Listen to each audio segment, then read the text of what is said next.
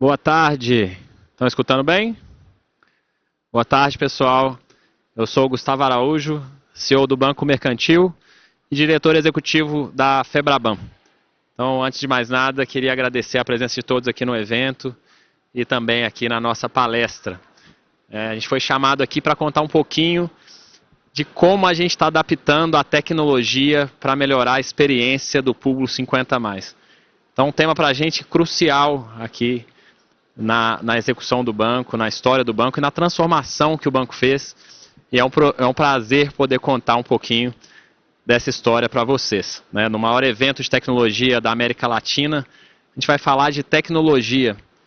E no Banco Mercantil, tecnologia não significa nada quando ela não está atrelada a negócios. Tecnologia e negócios, ferramentas e soluções têm que estar atrelado.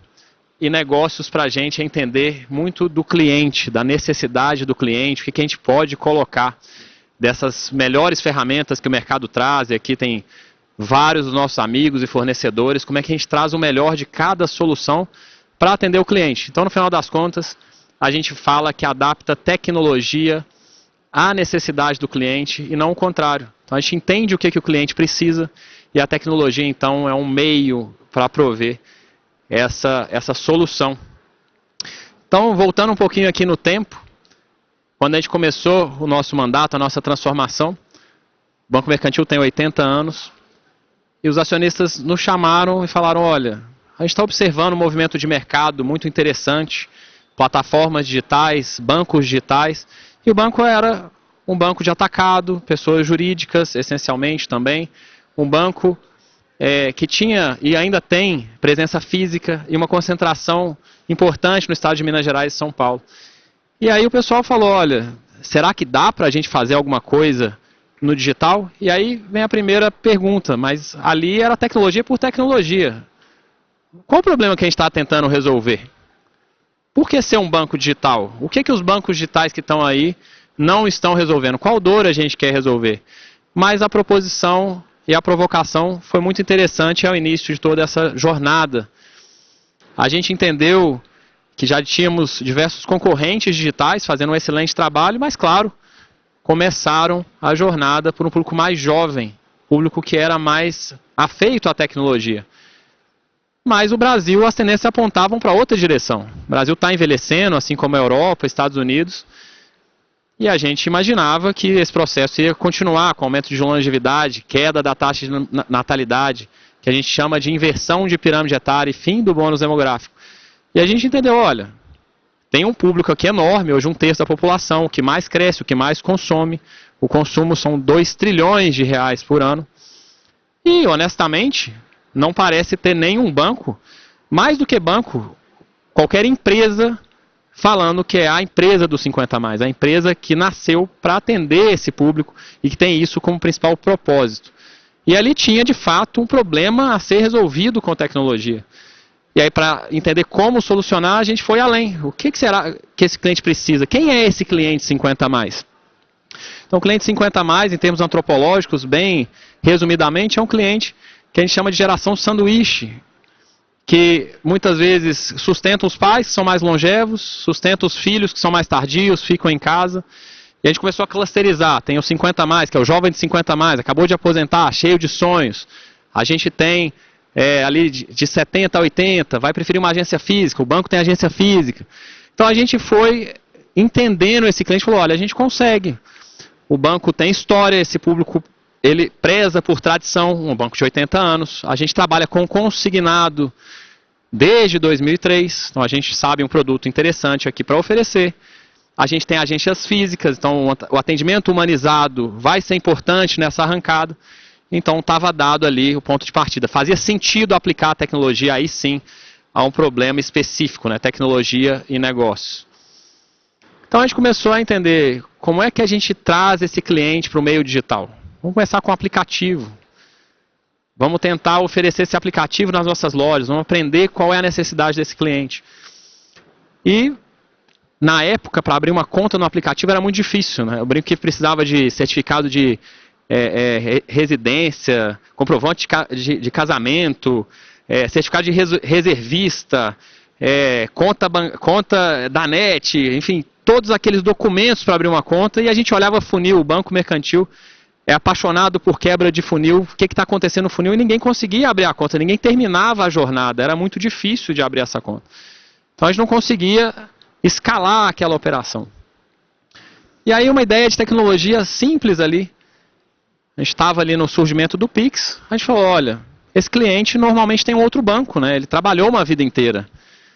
E a gente conhece esse banco, né? A gente pede acesso a um instrumento chamado IN100 e a gente sabe onde ele recebe o benefício. Ora, se eu sei o banco de mesma titularidade, por que eu não mando um Pix para esse cliente e pergunto quanto caiu na sua conta? Se ele acertar o valor que caiu, ele provavelmente é ele mesmo. E a gente tira um monte de documentos da frente. Esse é um dos fatores de autenticação, que na época era muito interessante. Então não precisamos de transformar core bancário. Pelo contrário, uma definição simples, a gente começou a ver clientes entrando e o funil funcionando. E a gente sai de 500 mil clientes, 600 mil clientes, chegando no primeiro milhão de clientes. E aí vem o segundo problema. Como é que eu engajo esse cliente com o aplicativo? E aí a gente começou a entender. Quanto mais hiperlinks nesse aplicativo, mais difícil para o cliente. Ou seja, quanto mais deep é a jornada, mais difícil. Mais ele aborda a jornada. Então a gente tentou reduzir. Colocamos 3 botões na tela principal, onde ele encontra as suas 3 melhores ofertas. Isso aumentou muito a conversão. Aí, às vezes, ele esquece a senha. Então, agora a gente tem a senha biométrica. Ele prefere ali colocar a cara, o face match, para a gente é melhor também. Então, isso foi aumentando a conversão. Então, a gente tinha topo de funil, a gente foi melhorando a conversão, a gente foi entendendo a necessidade desse cliente. A gente falou, mas não é suficiente, ainda não é representativo em relação ao tamanho que o banco quer chegar. E a gente foi entender por quê. E na época, um fator preponderante era o tamanho do aplicativo em megabytes. Os celulares dos nossos clientes na nossa época não cabiam apps muito grandes. A gente via ali o pessoal deletando alguns aplicativos para baixar o aplicativo do nosso banco. Então a gente fez uma escolha e falou, olha, vamos fazer o aplicativo mais leve do mercado. Foi outro boom. Foi outra grande onda.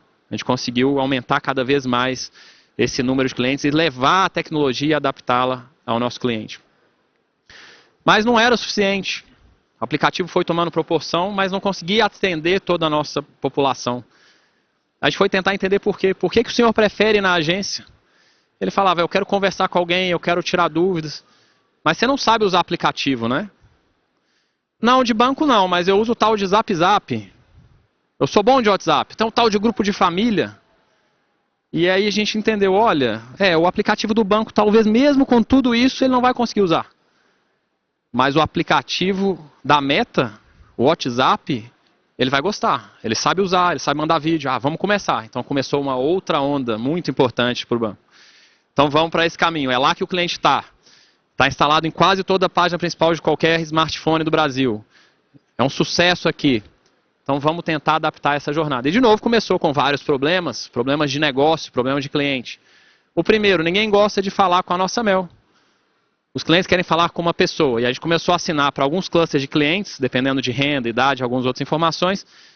A gente começou a chamar a Mel de Gustavo, de André, de Munir, de Bruno, de Felipe. Estou vendo algumas carinhas aqui. E aí melhorou. O cliente falou, eu estou falando aqui com o Gustavo, legal. Vamos resolver meu problema agora. E ele começou a entender, a gente começou a entender que ao contrário de um call center ou uma agência, no WhatsApp eu tinha um tempo para resolver um problema. Que ele falava, estou com tal problema. Para ele está resolvido. Alguém está olhando. Ele falou, eu sou o Gustavo, eu estou olhando o seu problema. E a gente começou a entender a sincronicidade. Qual tempo eu tenho para resolver aquela chamada, aquela demanda. Depois a gente descobriu que eles tinham algum receio de escrever errado. Então eu escrevia casa com Z. E a gente começou a imitar, a mimicar o cliente. Quando ele escreve uma palavra errada, a gente escreve a palavra errada também, para não ficar corrigindo, para deixar ele à vontade. Depois a gente viu que ele preferia mandar áudio. Vamos colocar a tecnologia aqui, pode mandar áudio. E a gente foi evoluindo essa jornada e foi entendendo. Desde o princípio, a gente falou, olha, se o aplicativo que ele mais prefere é o WhatsApp, então não quebrem a jornada. Não deixe ele tirar todas as dúvidas, entender as condições de produto. Vai falar, quer saber, agora está indo um cartão para sua casa. Agora se desloque a uma agência. Alguém vai te ligar. Baixe o app do banco, mas ele não quer baixar o app do banco. Então a gente precisava de uma jornada end-to-end no canal. Então o que a gente fez? Olha, pega esse botãozinho aqui, inverte a câmera do seu celular e grave. Meu nome é Gustavo, eu quero um consignado de R$2.000, com tantas PMTs e a taxa de tanto. Isso para a gente é um contrato válido, para o cliente também. E, by the way, está aqui minha identidade para a gente fazer um negócio chamado documentoscopia, para fazer o face match. Para a gente funcionou super bem, para o cliente também. Cada um desses aprendizados, que não são de tecnologia, de novo, são de negócio, são de entender de cliente. Aí a gente vê qual parceiro, fornecedor ou ferramenta de CRM, de app conversacional. No Brasil aqui é mais o WhatsApp, mas a gente está preparado para outras ferramentas. Tem muita coisa legal acontecendo. Mas entender o que é bom para aquele cliente. Então o canal é o WhatsApp, vamos ficar no WhatsApp. A ferramenta de documentoscopia é um fornecedor, vamos colocá-lo. Para o cliente faz sentido. Aquele fornecedor faz sentido para aquele cliente. Então, os fornecedores estão aqui, eu acho que entender a necessidade do negócio do cliente é fundamental para a gente entender para onde a gente está caminhando. Isso foi evoluindo, né? Isso já tem algum tempo que a gente foi aprendendo. Hoje o Banco Mercantil vende R$1 bilhão por mês no WhatsApp. A gente tem 16% da produção de consignado do país.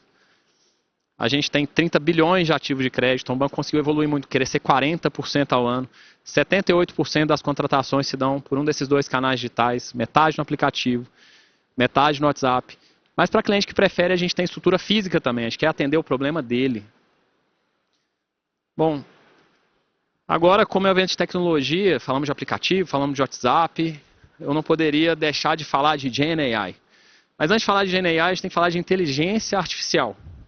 Inteligência artificial existe há bastante tempo. Eu aprendi lá na faculdade, sou engenheiro eletricista. É um negócio que a gente programava lá atrás. E o banco usa há muito tempo. O banco usa inteligência artificial para modelo de fraude. Nossa fraude safrada é 0,03. Para entender critério atuarial, para entender metodologia de crédito, precificação. Então, a inteligência artificial aplicada já existe há bastante tempo no banco. E que bom que GenAI trouxe esse tema, popularizou o tema. E foi comprado pelos grandes capitalistas do mundo, Nvidia subindo muito, os grandes fundos apostando. Então é uma onda sem volta, que bom, né? Mas, como toda tecnologia, tem que ser aplicada ao negócio. E aí uma vez eu escutei, vamos aplicar GenAI para melhorar o sistema de crédito do banco. E eu falei, mas peraí, qual problema a gente quer resolver aqui?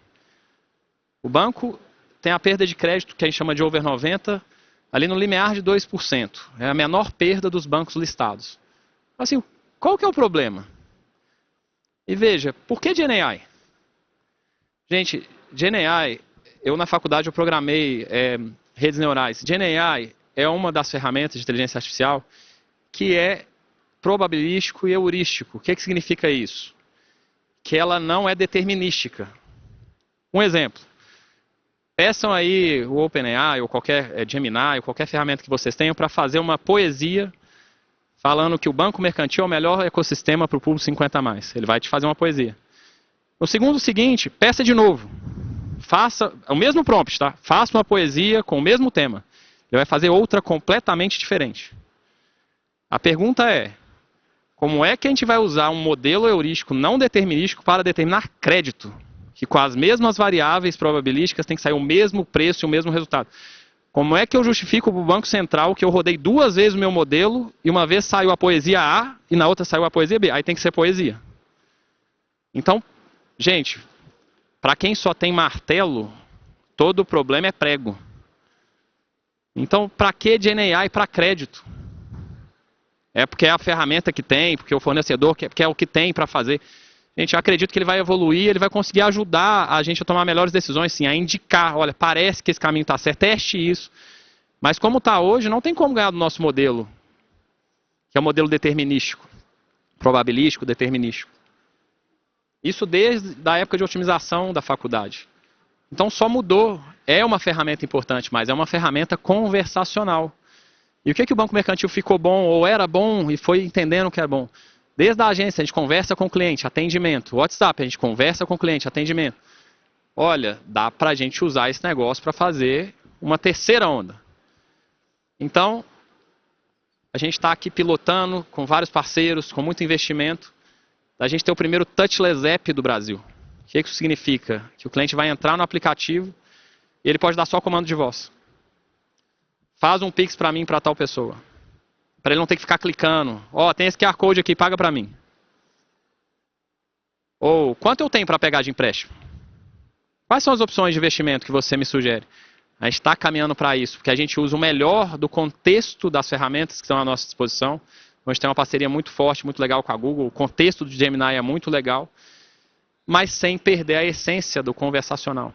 A gente teve a oportunidade de falar com o Thomas Kurian, na Google, CEO da Google Cloud. A gente falou, a gente botou o seu modelo para competir com o nosso e o nosso vende mais.